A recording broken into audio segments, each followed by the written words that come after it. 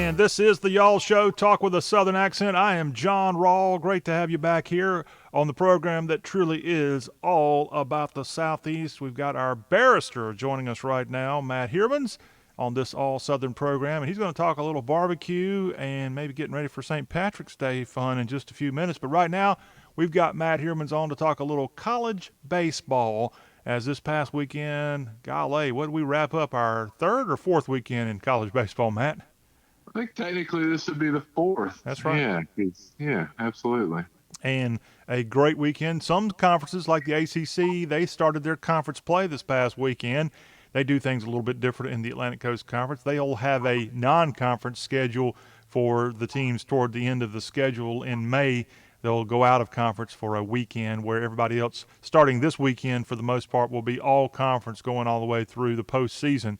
So, Matt, your observations of week 4 in college baseball. Well, another pretty great week for those of us who love to follow college baseball. There's only one remaining undefeated team, and that is the Florida Gators out of the SEC East. So we have, since we last spoke, the Tennessee Volunteers have fallen from the ranks of the undefeated, which not to say that that's a huge deal. I mean, baseball is one of those, you're going to lose games and you're going to win games. But they had a heck of a streak going. Currently, before we move on from the Vols, yeah. Not only did they lose, they lost their series, didn't they? That's right. That's Wright State. That's correct. They lost the series to Wright State. That's true. That is right. You're right. So, it's one of those things. Tennessee's still got a good ball club. They're right there kind of on the outside end, kind of the outside looking into the top 25, along with the big-time teams like Michigan coming off a World Series berth last year, and TCU, which is kind of a perennial power as well. So still a good ball club, but baseball is a humbling sport. It will reward you, and then it will punish you. It's just the way the game goes.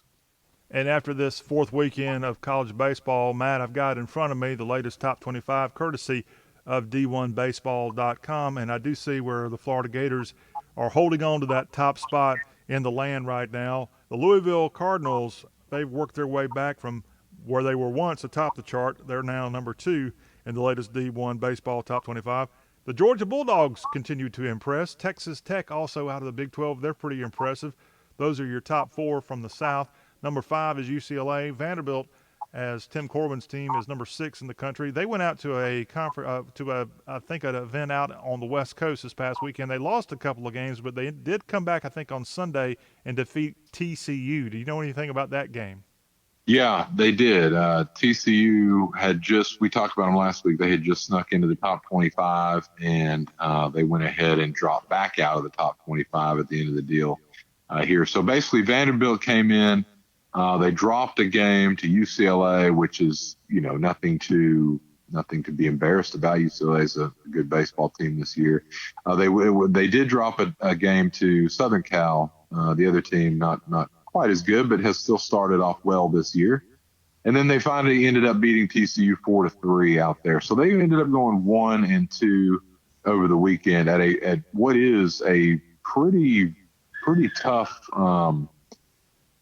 tournament out there on the West Coast. There's no slouches out there, so nothing to be ashamed of for Vanderbilt, but not quite the red hot start that they had in 2019, but still a strong club. They've got a couple guys still hurt. The biggest thing for Vanderbilt is going to be Kumar Rocker, their star pitcher down the stretch. He's had a little bit of issues with the elbow or the shoulder.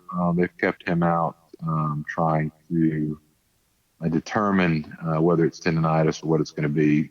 You always hope for the best for a college athlete like that. But he's a star, and he'll be a high draft pick. So if he can get back into the form that he was in last year, that'll help them out quite a bit as well. But no reason. Vanderbilt's still sitting at number 6. Heck of a ball club. The Commodores, certainly nothing to worry about at this point. And you mentioned Rocker for Tim Corbin's Vanderbilt Commodores, the Vandy boys. and he was a big part of that national championship team of 2019. He's the son of Tracy Rocker, a longtime college football assistant coach and a former Auburn football great back in the 1980s. And I remember getting all the publicity last year when he was doing such a great job on the mound there at Dudley Field there at Vanderbilt on their campus. And in college baseball, of course, he chose to go play for Tim Corbin as a freshman. Are they? What are the rules as far as being drafted after they've already appeared at a college for a year? Are they eligible to be drafted like he was last year after his freshman year? Yeah, so college baseball and baseball in general is interesting. Basically, these guys get drafted every year. Okay. It's kind of weird. So that they will be draft eligible in high school. A lot of these guys will be drafted at some level, and there's a ton of the baseball draft is different than the football draft or the basketball draft. There's just a ton of rounds and a ton of guys get drafted. So um, you will see just dozens and dozens and honestly hundreds of guys get drafted out of high school at very low levels, and they go to college, and the draft stock most often will rise, but there's some elite prospects that start off at the top there. But no, you're drafted every year. You have the ability to take that draft pick if you'd like. It's not a situation in college football where you've got to play a certain amount of time before you can be draft eligible. These guys are draft eligible out of high school. So, it's a completely different and a lot of times confusing, but a completely different way of doing things in baseball. Well, thank you for clearing that up. We're talking with Matt Heermans, our college baseball insider here on today's Y'all program. He's joining us now for the rest of college baseball season. We're trying to do something a little bit different. If you're wondering, hey, why are y'all giving college baseball a lot of attention on this here Y'all show? Well, there's a reason for that. In the Southeast, not just in the SEC, in the ACC as well, and Big 12, you're just as guilty, and even other conferences that aren't in the elite of the college athletic scene. There's thousands of people that show up for these games. Sometimes more than 10,000 people will be at some of these ballparks for a college baseball game. And so we feel like, Matt, I don't know how you do in French, we feel like we have a niche here of covering college baseball here on the Y'all show. And yeah, some of you may not be up and familiar with college baseball, but there's a lot of fans. And as we get closer to Omaha in June, we're trying to let Matt Heermans showcase his college baseball insight and learn from this so we can maybe get a little bit closer attached to our local college baseball programs. And one of the great things about college baseball, you see the teams who aren't in these Power 5 conferences emerge and sometimes even win national championships. Here in the last 20 years, let me rattle off a couple of teams from right here in Dixie that deserve a special salute. How about those Rice Owls? They won the national championship in college baseball. How about the Tulane Green Wave won not long ago. And also the Coastal Carolina Chanticleers, maybe the biggest surprise in modern times, winning the World Series there in Omaha back in 2016. And that's just to name only a handful who've actually won the thing. Then you've had other programs who've gone from the South and done well in Omaha, which, by the way, if you don't mind, Matt Heermans, let me brag for a minute on my artistic skills.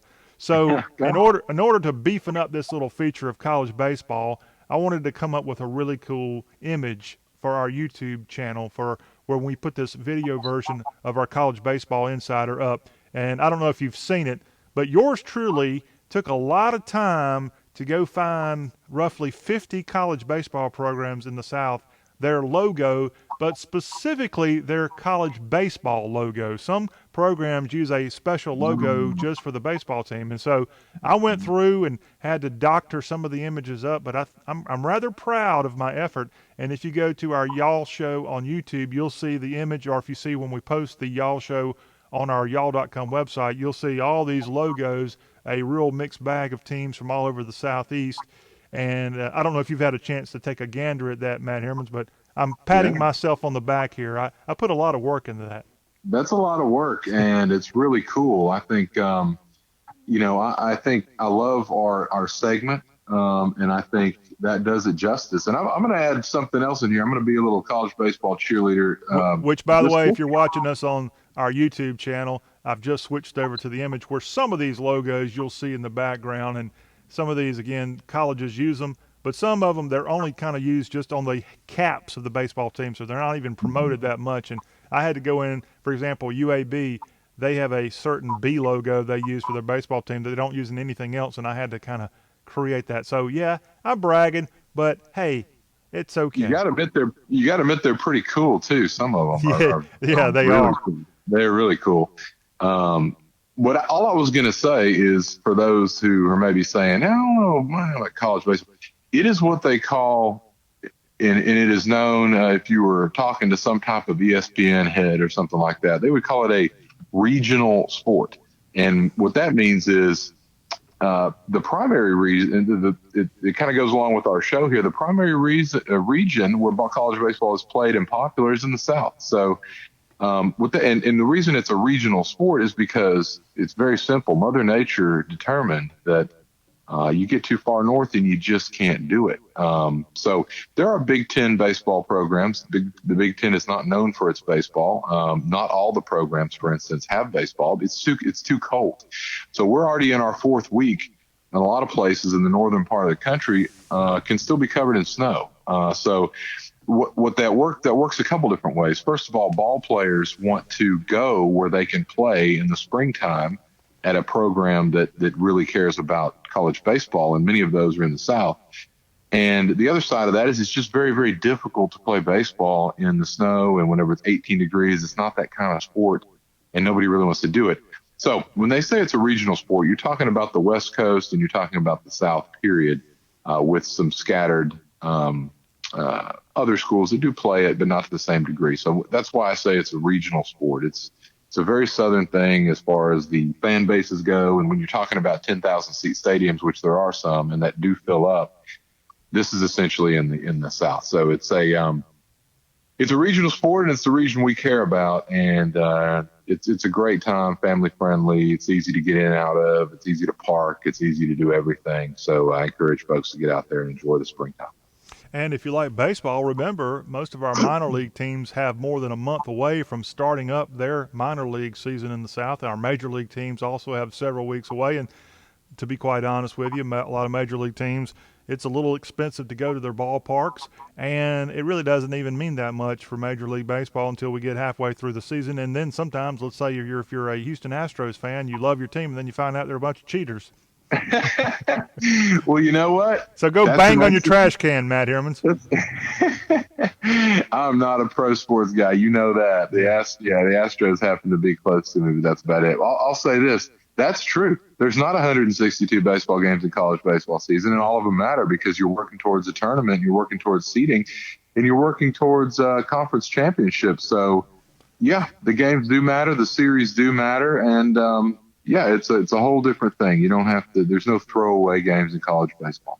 And going back to my skills as an artist, in addition to being a Y'all Show host, so I have this 9-year-old college baseball fan that I'm pretty close to, and I created all these 50 logos for these various college baseball programs.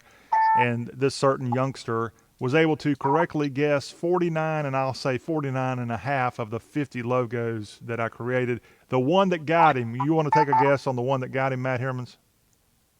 Ooh, what about the maybe Long Beach State? No, these are all in the South. These 50 logos that I've got. Yeah, I got you. I want everybody to get back with me on this trivia question. It's really not really a trivia question.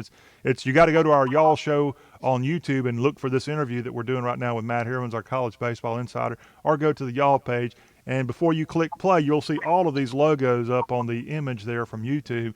And this youngster was able to guess 49 and we'll call it a half out of the 50. I had to give him a little hint to make him correctly get it, so I won't give him the full credit. But the one that got him, Matt, was DBU, baby, Dallas Baptist. That's one. I was going to say maybe the Tennessee Martin. No, we didn't put them on there. The 50 logos I included were teams that are either they've been conference champions in the last couple of years. They're right there right now. Or they've at least gone to the World Series in the last 35 years. So DBU certainly up there in the programs for sure. So we've got DBU and their logo that they use for baseball a little bit different. That's why the whippersnapper couldn't quite guess that one. But he got all the other ones, including MTSU has a really unique college baseball logo they use. Then you got teams like Mississippi State use a really unique logo for their baseball program. We just had a lot of fun with it, and we encourage you to take our challenge there at the Y'all Show. Speaking of teams doing well, besides the teams I just mentioned a few minutes ago that are in the top 15 or top 25 of college baseball, Vanderbilt at 6, Miami, the Hurricanes at 7. Mississippi continues to be a team that's on the rise. They're checking in at number 8 in the latest poll. How about Duke? Duke got a series win over Florida State this past weekend, and the Devils ranked number 10. NC State lost their series at Virginia this weekend. The Pack come in at 11 in the latest top 25 poll. Hey, how about the Knights out of UCF? They're checking in at number 12 in the latest poll. OU, the Sooners, Boomer Sooner, they're number 13 right now. Arkansas, they lost a game, I know, to South Alabama, but they came back, I think, and won that series at Baum Stadium this past weekend. They're ranked number 14 in the land. FSU, after losing to Duke, they dropped down to number 15 this week. Mississippi State, Chris Lamonis' team got a sweep this last weekend, I think, over Quinnipiac, and the Dogs are 17 in the latest poll. Auburn at 18, LSU 19. Tulane, roll wave. The Green Wave checking in at number 20 in the latest poll. The aforementioned Dallas Baptist Patriots, they're at number 22 in the latest poll. And then two teams from the ACC wrap up the top 25 of the South, at least, and that would be the Clemson Tigers at 24. And Virginia, the national champion from a few years ago, the Hoos are at number 25. Mad Heermans, your take on some of these teams here in the top 25. Yeah, great. I love to hear the rundown. I will mention this. You mentioned the Ole Miss Rebels. They are actually, I didn't mention them. I mentioned Mississippi. I see. Okay, well, we will be very specific then. The Diamond Sharks, or the Bears. They are the Diamond. Insert your mascot this year here. They've won 14 in a row, and that is a record for that program. Absolutely rolling 4-0 this last week. That's a team we talked about at the beginning of the year that thought would be talented, but maybe a little bit young. It seems to have come together. You've got some good arms for Ole Miss. Doug Nikhazy coming back, the lefty, really good pitcher who has some success in the postseason last year. You've got Kenny Powers out there, Cale Baker hitting home runs, and you've got a club that seems to be clicking early there for Ole Miss. Duke, you mentioned as well, looking like a very strong program. The ACC, a baseball powerhouse right now. You got Louisville at number 2. You've got Duke sitting there. You've got NC State, who were undefeated up until a week ago, Central Florida. The ACC, usually a good baseball conference, but really looking strong this year. Miami, of course, Florida State kind of out of the top 25, but I imagine they'll be back. An interesting thing here is that you've got that I was going to bring up is you got Arkansas sitting at 9-5. Really struggled this year so far, but sitting at number 14. That is the value of a program that has been elite in the past, I would say. And I made a mistake. Florida State's still at 15. They've struggled, but they've struggled with good teams. That's the great thing about college baseball. You go out and play, and maybe you don't win a series, but you can get one of those games. You can hang around. Mississippi State, the cool thing about college baseball, too, is you've got midweek games. So what that typically is, you've got weekend series, right? So the weekend series usually starts on Friday, goes Saturday, and they wrap it up Sunday. Occasionally you have a 4-game series starting on Thursday. But generally, the way you play college baseball generally is the weekend. So you've got a Friday starter, Saturday starter, Sunday starter, and you win 2 games, you win the series. Midweek games are pretty cool, though. You've got Wednesdays, sometimes you got Tuesdays, you got Thursdays if you got a Friday or maybe a 2-game series on the weekend. This week you've got a top 17 matchup. You've got Texas Tech, number 4 in the country, going to Mississippi State for a 2-game midweek series. You got number 17 versus number 4 there, which is pretty fantastic if you like to see some good baseball in the middle of the week. Why would Texas Tech go all the way from Lubbock to Starkville for a midweek series? Because that's college baseball. It's just really cool. Tim Tadlock he made it very, very clear when he took the reins there several years ago that he wanted to play the best programs in the country, and he wanted to play the best programs in the country a lot. So Texas Tech has been among the elite programs here in the last half dozen years or so. But they still go on the road. There's nothing quite like testing your program for postseason play to go into a place like Mississippi State. Elite program, elite facilities. elite atmosphere, and just a really great way to see what you got. Yeah, you're sitting at 16-1 if you're Texas Tech, but it's really nice to be able to get into a place like that, and it's a lot of fun. It's just a lot of fun to go to a place like Mississippi State and play. So, an elite matchup between two ball clubs who have a legitimate shot at being in the College World Series at the end of the year in the middle of the week. So, very, very cool. Looking forward to that. All right. Well, that's here this week. And Matt, as we get ready this weekend, I know for the Big 12 and the SEC, it's conference play that's commencing. And your thoughts about some of our power programs heading into this opening weekend for their conference. Again, keeping in mind the ACC kind of kicked things off last week. Right. So what we've done is we kind of covered the Big 12 a little bit at the beginning of the season, talking about who we thought was going to be there, who we thought maybe was going to be towards the bottom of the conference. What we figured out, though, is that it's kind of what we thought. Oklahoma's, though, is better than we thought. Oklahoma's had some really good wins. They're sitting in the top 15 at the moment. In fact, they had a no-hitter. Dylan Aker, hopefully I got his first name right, but he threw a no-hitter a week ago for Oklahoma. Midweek or weekend game? It was a weekend game. So they've got they've got some good pitching there. They're sitting there right behind Texas Tech as far as the conference goes. Texas Tech, we'll start there. That's the at least at the moment, the cream of the crop there in the Big 12 conference. They're going on the road to West Virginia. West Virginia is a club that has had quite a bit of success in the postseason over the last several years. West Virginia, again, one of these teams, pretty chilly in Morgantown, but they have managed to. They're sitting at 10-5 right now, but they have managed to have some pretty good success throughout the last couple of years, particularly squeaking into the tournament and making some noise. So that'll be a 3-game series: Friday, Saturday, Sunday in Lubbock, and the weather there in Lubbock is going to be. It's unpredictable. It could be 80 degrees. It could be 45 degrees this time of year. So that'd be a great way to kick off the Big 12 conference. Texas is another team in the Big 12 that has been a total wild card. And I would say we're still looking at a total wild card for the Texas Longhorns. Really don't know how they're going to be. You got some power. But you've got a team that loses games that they didn't want to lose and have won some good games. The other team really I wanted to focus on is Oklahoma going into Big 12 because they've been a surprise. Went 4-1 last week, sitting at 13-4 overall. Oklahoma has a history in baseball. They have not been probably who they would kind of think they should be over the last several years. But you got a team that beat Arkansas on the 28th of February. No matter what Arkansas is doing right now, that's an elite program overall. At least you've got a win over LSU on the docket there, and then you've got a series win over San Diego State, which is a formidable program as well. And Boomer Center, don't forget, ranked number 13 in the latest D1 baseball poll. Correct. They've got a little bit of a break before their conference play starts. They play Arkansas again, and then they roll into the University of Texas in about 12 days. So that'll be a great matchup. Texas, Oklahoma. I mean, it kind of does transcend, even football. It's a thing, put it that way. So the Oklahoma Sooners are going to start off with their arch rival. That'll be fun. The only other team I was going to bring up is TCU.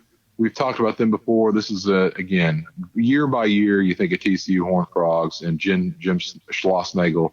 He's had so much talent come through there. He's had guys like Luke and Baker, just huge first-round draft picks hitting balls out of the park. He's got great arms there year in and year out. They're sitting at 11-4, kind of hanging around the top 25. Had some good wins. They won. They swept Kentucky at the beginning of the year. That got a lot of people fired up. However, Kentucky going to struggle this year, put it that way. They got a sweep over Cal, decent ball club, a win over UCLA, like we talked about. They're going to roll into Oklahoma State, which is another one of the teams that will finish towards the top of the standing there. Oklahoma State is similar to Mississippi State in that they both pumped $60 million into their baseball stadium in the last couple of years, which is an incredible amount of money and for a baseball stadium. But they are looking to be elite in every aspect. And a little bit of slow start for the Pokes and the and the Bulldogs when you compare it to 2019. But that'll be a great matchup as well. TCU going at Oklahoma State. I think both of these teams will end up in the conference race at some point down the line. And as we wrap up our baseball discussion with our barrister of college baseball, Matt Heermans, right here on the Y'all Show, the show that's all about the South with a little college baseball sprinkled in for a good measure. Talking about the SEC as opening weekend in the Southeastern Conference this weekend. You've got a bunch of top 20 versus top 20 matchups going on, including Arkansas and Mississippi State there at Dudy Noble this weekend. That's the series. Up in Oxford, it'll be LSU and their rival Mississippi getting together at Swayze Field. Kentucky will be at West End as Vanderbilt awaits in the SEC opener for both of these programs. Auburn's ranked number 18 in the land, and the Tigers have Texas A&M this weekend. Missouri and Alabama get together in Tuscaloosa. The Tennessee Vols, which fell out of the top 25 this week, they'll be in Columbia at Founders Park taking on the Gamecocks. And Matt, the best, I think this is the best matchup all weekend, is this weekend with Georgia and Florida. Georgia ranked number 3 and those Gators number 1. What do you think about that? I can't wait. I cannot wait. This is probably the two best teams. Well, you could throw Ole Miss in there with their winning streak. They're right up there. But as far as I would say that you're talking about the two best teams in the SEC right now. Florida undefeated, number 1. Georgia sitting there at number 3. Two wonderful ball clubs. What I will look forward to seeing for anybody who's planning on watching this series, you've got a guy at Georgia named Emerson Hancock, who is in a lot of people's boards. This is the number 1. And I hate talking about who's going to go pro and make money, et cetera. That's just not something I care about in college baseball. But this is a great player. You're talking about 96 to 98 mile an hour on the fastball, which is he's a harder thrower than 95% of the guys you're going to see out there on the major league diamond. And there's a lot of guys that throw really hard in college baseball, but Emerson Hancock is an elite talent, a great arm, possibly the number 1 overall pick as far as pitcher goes. So Florida's had a great offense. Their offense has come into its own after struggling a little bit last year, just with youth only, not with talent. So the Emerson Hancock matchup with the Florida Gators there in Gainesville is something that, I mean, if you're a fan of college baseball, this is must-see baseball, and I'm fired up about it too. I do think it's the best series of the entire week. Yeah. Well, we'll have all the reaction to that here on the Y'all Show and preview it a little bit more as we go throughout the week. Matt, that wraps up our college baseball talk, but I got to pop the question to you as we get ready to keep you on for the next segment. Are you ready for me to pop the question? Pop away. What do you think of poppers? I love poppers. Okay. I think I love poppers. I like certain kinds of poppers done a certain way. I'll put it that way. Well, you hold on to your seat, big boy, because we're going to take a break. When we come back, we're going to wrap up our Y'all Show talking about an article that's up at y'all.com right this very moment. And we'll switch over from our college baseball barrister to our barbecue and grilling barrister, Matt Heermans, right after this break. Stay with us.